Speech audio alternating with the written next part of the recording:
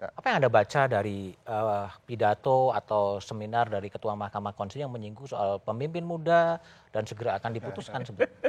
Ya, pertama kan perkara itu sedang disidang. Oke?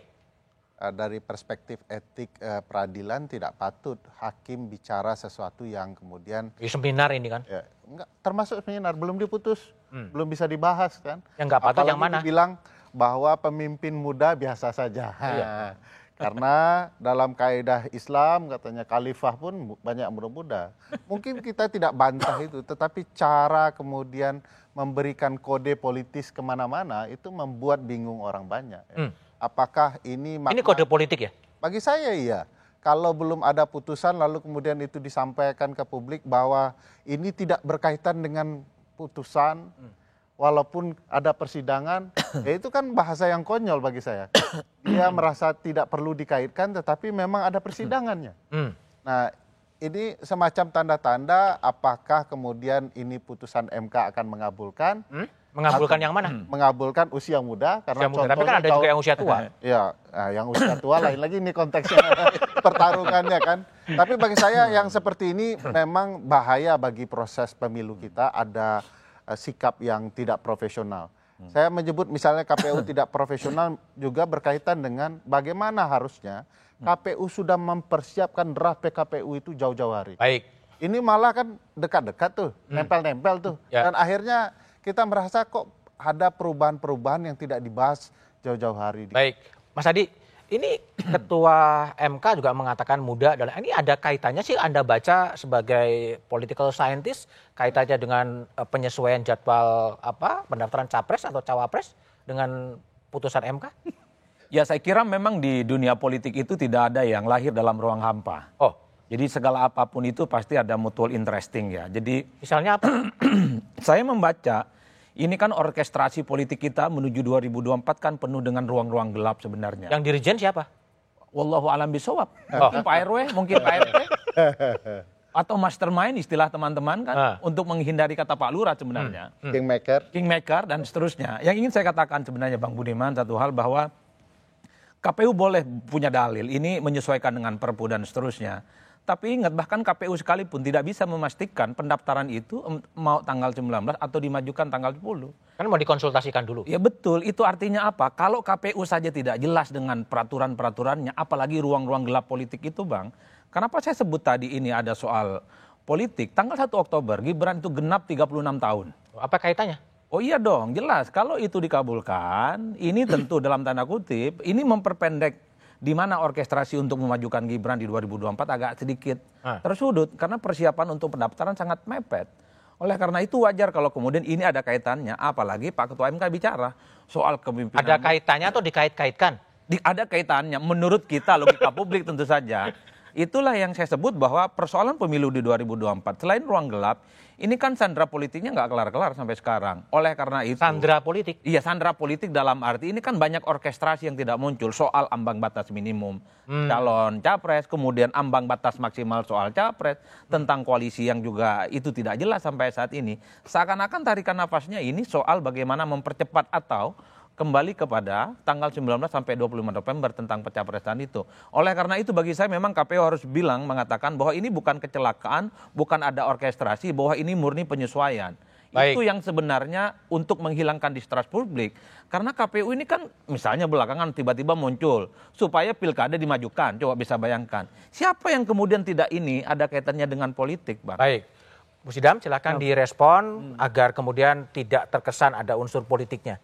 Gimana meyakinkan publik? Dalam merancang tahapan atau dalam melakukan proses legal drafting di setiap PKPU itu tidak berpikir politis. Tidak berpikir politik. Ini pelaksana undang-undang pemilu. Kalau kami dikatakan atau di-labeling oleh Bang Ferry bahwa kami tidak profesional, itu udah hal biasa bagi kami. Tapi perkataan beliau berbeda dengan aturan di KPP menyatakan ketika seorang penyelenggara itu profesional atau tidak. Indikatornya adalah berkepastian hukum. Dan hari ini ketika kami menyusun aturan-aturan itu, semua memiliki landasan hukum dan itu berbeda dengan retorika Bang Ferry yang nggak ada landasan hukum. Begini Mas Budi, saya mau bantah.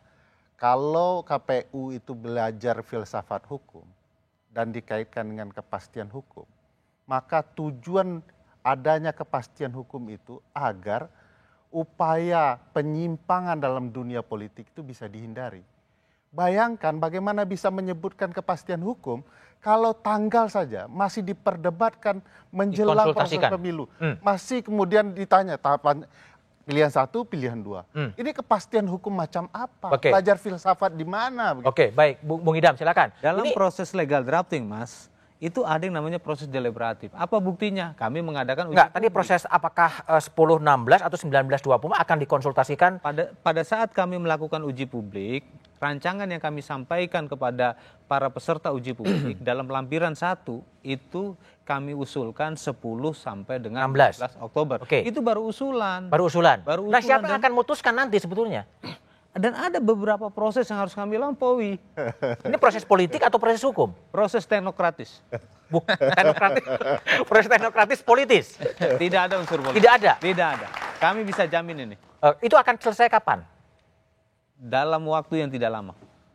Minggu depan selesai? Agar publik mendapatkan kepastian? Yang jelas dalam kami proses melakukan legal drafting itu tidak hanya kami sendiri, tapi kami harus menempuh apa yang dikatakan oleh undang-undang. Pasal 75 ayat 4 mengatakan bahwa kami wajib melakukan konsultasi. Wajib melakukan konsultasi. Mbak Titi, ini proses konsultasi di parlemen bersama dengan pemerintah dan Komisi 2 DPR dan KPU, ini proses politis, teknokratis, atau proses apa sebenarnya yang terjadi?